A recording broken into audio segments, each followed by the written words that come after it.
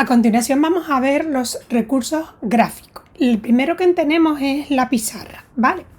Como ven, es el recurso que siempre está en todas las aulas. Y si se dan cuenta, pues va a estar presente en todo momento. Ya lo usemos como pizarra como tal, como soporte para proyección del proyector, o simplemente, como a veces hay en algunos centros, como decoración, ¿vale? ¿Por qué les explico como decoración? Porque ya hay muchos centros que han cambiado su soporte y se han puesto con pizarras digitales interactivas o bien teles que permiten esa proyección, ¿sí? Yo les quiero comentar que yo soy una enamorada de la pizarra, de la tradicional, ¿no? Y sobre todo porque me permite en un momento ir haciendo ideas y demás. Muchas veces la dificultad que tengo es que las colocan altas y yo soy muy bajita y no llego, pero bueno, que a priori me suelo apoyar mucho en ellas y lo que hago es que voy haciendo esquemas, explico, le digo a la gente que borre y más, sobre todo cuando inicio las clases, que me gusta arrancar con ese tipo de actividad, ¿sí? Como ven en estas diapositivas que les presento, hay varias síntesis de cómo debe ser la pizarra, pues desde dibujos complicados no debemos hacerlos, dejar espacios, colores, la letra legible, dar tiempo para borrar, en un momento determinado trabajamos varios sentidos, no solamente trabajas en la vista, sino también el oído. Los tipos de pizarra las vamos a ver a continuación, ¿no? Entonces, yo siempre digo a todos mis alumnos que si la van a utilizar como único recurso, tengan su esquema hecho, ¿no? Porque es necesario tenerlo. Pero si no, si la van a improvisar o por lo menos tener una idea de lo que quieren hacer, no hacerla por hacer. Bien, sí es cierto que nos podemos encontrar varios tipos de pizarra. La primera, la de madera. Todos recordaremos y nos vamos un poquito más para atrás, los que tenemos un par de años, de la pizarra verde, la de toda la vida, la de la guerra de las tizas y de los borradores, ¿no? Estas pizarras están totalmente en desuso, sobre todo por los temas de alergias y realmente pues las encontramos, como digo yo, como recursos no siempre en las aulas, sino pues en lo mejor como objetos perdidos, como les cuento, ¿no? Luego está la veleda o que también se utiliza como la magnética. Si se dan cuenta, es la blanca de toda la vida. Si ven en esta parte que les comento, aquí hay unos soportes que son magnéticos, el borrador también, y en ella podemos escribir con un tipo de rotuladores que son borrables, ¿no? Luego nos vamos al tríptico. El tríptico es una pizarra que ya sea veleda o sea de madera, de las de toda la vida de pizarra, nos encontramos en muchas universidades, ¿no? Ya en formación para el empleo, yo no las he visto nunca, pero sí es cierto que se puede utilizar y nos las podemos encontrar. Y la otra, que a lo mejor algunos de ustedes no la conocen, es el franelógrafo. Como tal, no existe como pizarra. Yo cuando imparto el certificado de inserción laboral de personas con discapacidad, lo utilizo como herramienta de apoyo para las personas que se están cualificando para desempeñar este trabajo, para trabajar con el colectivo con discapacidad, ¿no? Pero es una franela grapada y lo que se ponen es con un material que hay para pegar y se va trabajando y se trabaja la psicomotricidad fina y demás, ¿no? Con imágenes y pictos y demás. El franelógrafo para mí es un tema súper bonito, pero no lo encuentro sentido sino para entrenar algunas capacidades en determinados puestos de trabajo. Pero como recurso docente que encontremos en un aula, no lo veo. Lo veo, por ejemplo, para lo que les estoy comentando. ¿Vale? Sí es cierto que la que está más de moda es la digital y nosotros tenemos una unidad pura y exclusivamente para ello, ¿no? Para mí, en docencia o en el certificado de docencia no lo veo y les explico por qué no lo veo.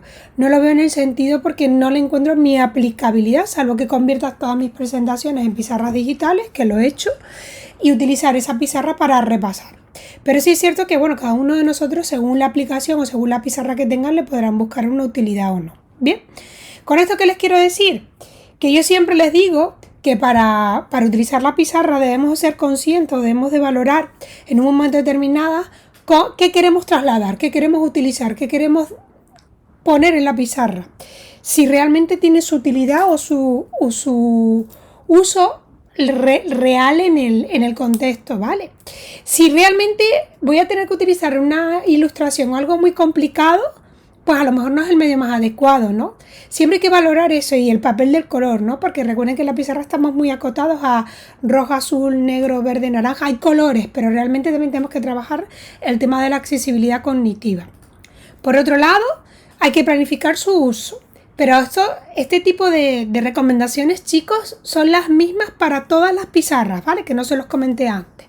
Yo siempre les digo que a mis alumnos que planifiquen y estructuren el uso de una pizarra tradicional, la veleda, la interactiva, incluso el tríptico. Escribir de manera legible. Si yo sé que mi letra no es bonita o no se entiende, puedo utilizar mayúsculas. Sobre todo, algo importantísimo, mantenerla limpia, porque eso significa, si la dejo escrita, que distraigo al alumno. Presentar información que sea relevante, recordar y demás. Sintetizar y siempre escribir en presencia del alumnado, salvo que tengas que dar un mensaje al inicio de la clase, que lo puedes dejar hecho. Bien. Ahí entramos en el papelógrafo, ¿no? Que el papelógrafo es la pizarra de papel de toda la vida.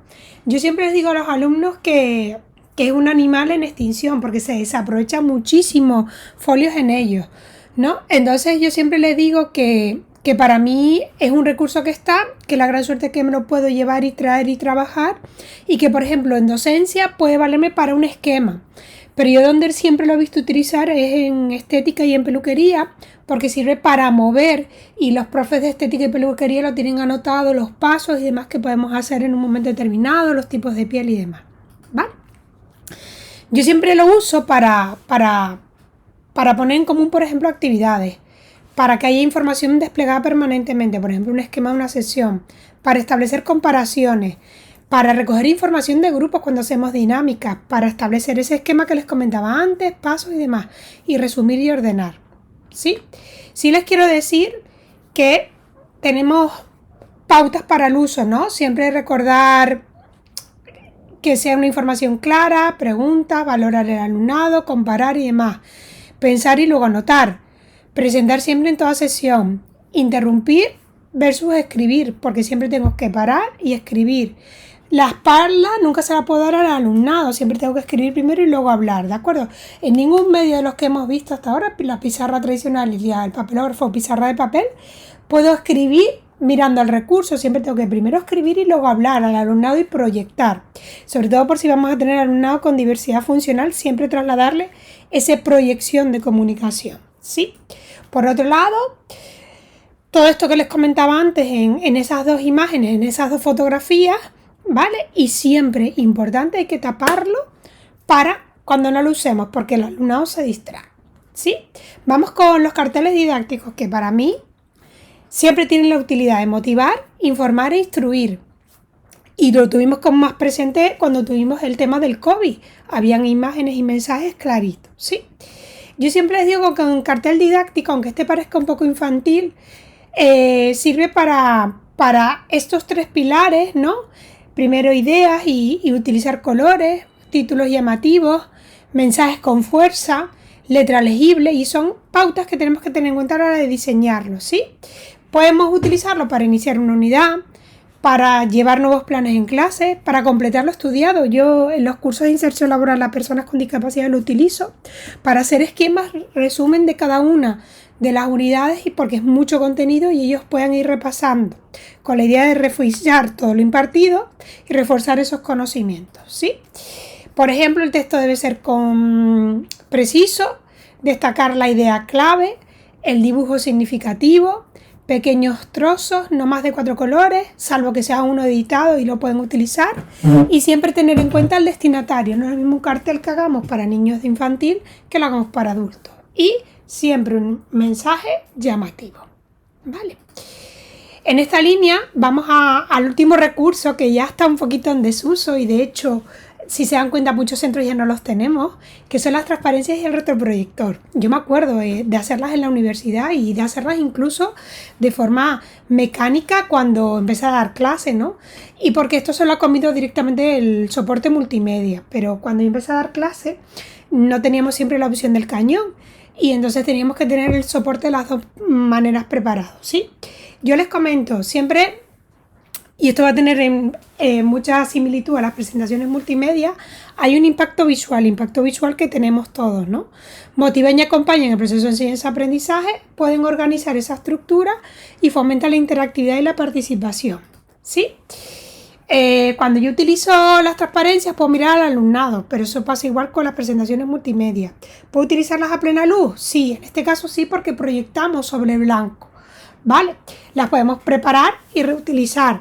Y siempre la información la podemos poner de forma paulatina y ir rodándolo con un folio. Les comento que realmente se pueden hacer de forma mecánica y de forma manual. Y sí les quiero decir que las estamos viendo en este certificado porque están dentro del certificado. Pero realmente esto, insisto, se lo ha comido completo el PowerPoint, en este caso Prezi, Canva o lo que ustedes quieran utilizar, ¿no? Por eso les comento que siempre, si en algún momento se las quieren plantear, pues yo siempre le digo a los alumnos que lo hagan en horizontal. Primero en sucio y luego las pasen. Y luego siempre incluir imágenes y dibujos. Yo tengo el último alumno que las usó, fue un aparejador y lo usó para irnos presentando el alzado o el volado de la estructura de una casa, ¿no? De cómo va en capas desde el balcón, las distintas partes de la construcción y demás. Lo hizo a mano, se lo ocurrió un montón, pero ya nunca más la volvimos a utilizar, ¿vale? En esta línea y en un momento moderno les cuento los formatos que había. El fijo, que pesaba un montón, y el portátil. Y bueno, yo me acuerdo de mirar aquí en esta parte y te quedabas automáticamente ciego, ¿no? Mirando aquí, en esta parte de aquí. Es súper importante que todo esto estuviera limpio para que no se estropeara y bueno, y ahora mismo ya les digo que son recursos del área del Cromañón, ¿sí? En esta línea y seguimos avanzando un poquito. Siempre les digo que lo utilicen, como les he comentado, en pizarra blanca, visible a todo el alumnado. El cabezal muchas veces quita visual, ¿de acuerdo? Y siempre hay que mantener súper limpio el retroproyector. Por último y no menos importante, y lo hemos visto hasta ahora, la fotografía y la prensa. Yo la suelo utilizar mucho para reforzar la fotografía en mis exposiciones, pero reconozco, chicos, que no todos los certificados tienen cabida. No tiene cabida a lo mejor la prensa, pero sí la fotografía. Yo creo que estoy utilizando la prensa, ya no tanto la prensa, utilizo los blogs, que lo veremos más adelante, para dar esa información, ese punto de vista que la prensa hasta ahora podía dar, ¿de acuerdo? Pues bueno, chicos, aquí va el segundo vídeo de este segundo módulo.